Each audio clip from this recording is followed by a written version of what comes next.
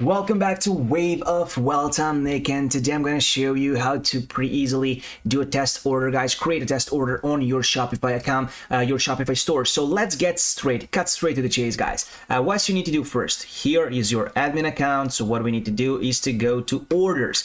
Below home section, order section, press on it.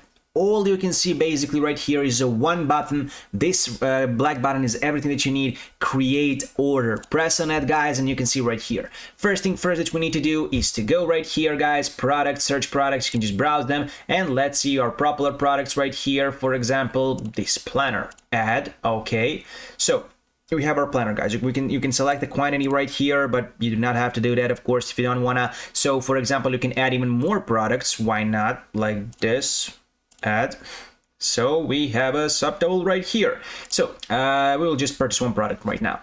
What we need to do next? Payment, guys. You can see right here one item and everything, blah blah blah. Right here, we want to add a discount because this is a test order, guys. We want to add a discount, and guess what? Not create discount because if you create a discount, it will be for every single person who buys that product, guys, from you. It will be the same discount. And since we're gonna do 100% discount, we do not want that. So percentage.